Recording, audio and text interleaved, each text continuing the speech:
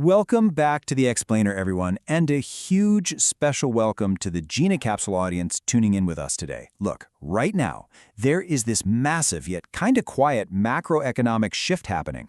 It's literally reshaping global trade right beneath our feet. We're talking about CBAM. Today, we're diving into why this specific shift might just be the absolute premier business opportunity of the next decade. So if you're an entrepreneur, an investor, or honestly, just someone who really likes to stay ahead of where the global economy is going, you are in exactly the right place. Now, I know what you're thinking. When most people hear words like global trade frameworks or cross-border pricing regulations, their eyes completely glaze over, right? The gut reaction is always, great, more bureaucracy, more red tape, just another cost of doing business. But let's stop and ask a better question today. Is this actually a new tax, or is it a goldmine? Because what if this supposed massive regulatory hurdle is actually hiding a massive, untapped opportunity for the people who know exactly how to play the game? The next big business opportunity. And that brings us directly to a really bold central claim from our source material. GeneCapsule actually states that this could become, and I quote, the biggest business opportunity of the next decade. I mean, wow, that is a massive statement. But honestly, it perfectly validates the incredibly high stakes we're dealing with here. If you're a business leader or an investor watching this right now, you really can't afford to ignore a macro shift of this size. It's not just some niche environmental policy, okay? It's a core business reality that's literally about to dictate the next generation of market winners and losers. Section 2. Unpacking the CBAM mechanism. Okay, so let's get into the mechanics. What does the acronym actually stand for? CBAM. It stands for the Carbon Border Adjustment Mechanism. Essentially, it's a regulatory framework that applies a price to the carbon emissions embedded in imported goods. Now, impartially speaking, just think of it like a giant toll booth for carbon footprints. Its stated goal is to ensure that imported goods face the exact same carbon cost as goods produced locally. So stripped down to its basics, it's a tariff based entirely on how much carbon it took to make a product. Plain and simple. Let's break down the actual machinery of how this works, because really understanding these steps is exactly how you start to spot those underlying business opportunities. Step 1 is tracking. You have to know precisely how much carbon was emitted to manufacture a given product.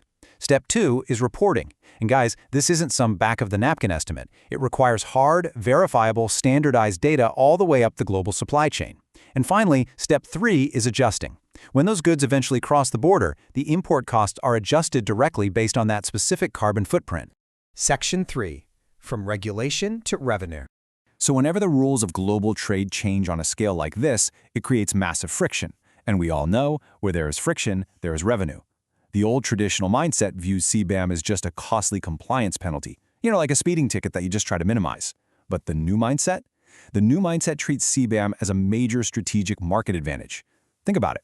If you can optimize your emissions better, faster, and cheaper than your competitors, your imported goods suddenly get a way better price point at the border. Plus, your supply chain becomes infinitely more robust. You are quite literally using compliance as a moat to defend and even grow your market share.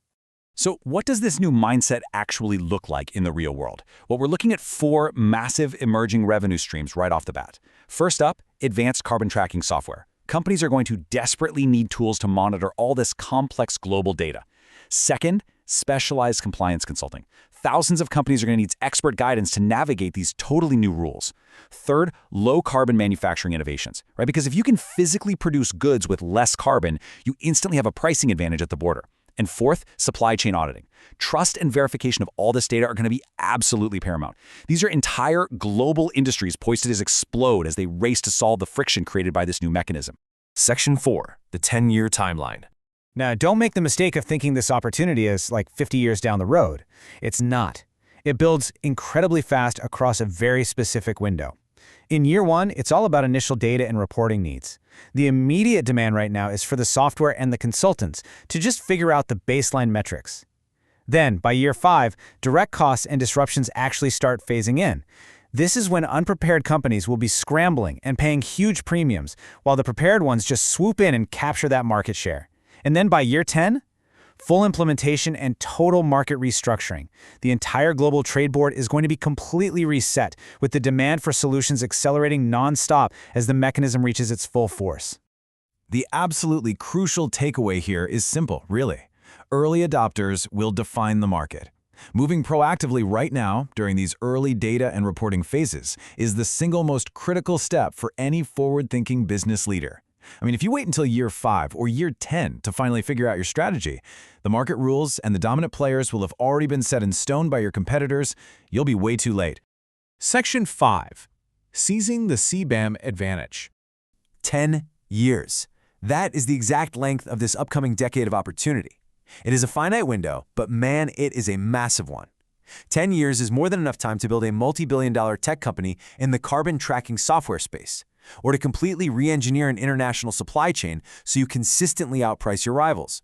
You have 10 years to fundamentally restructure how you do business on the global stage, before that window of early adoption slams completely shut. Which brings us to our final thought for this explainer. Will your business adapt to CBAM, or will it be replaced by it? Look, this macroeconomic shift is happening regardless. The framework is already set and the timeline has already begun. The only variable left is your response. Are you going to treat this as just another bureaucratic headache, or are you going to seize it as the absolute premier business opportunity of the next 10 years? I really hope this explainer has given you the structural clarity you need to start exploring those strategic solutions right now. Thanks so much for joining me today, and I'll see you next time as we continue to break down the world's most vital information.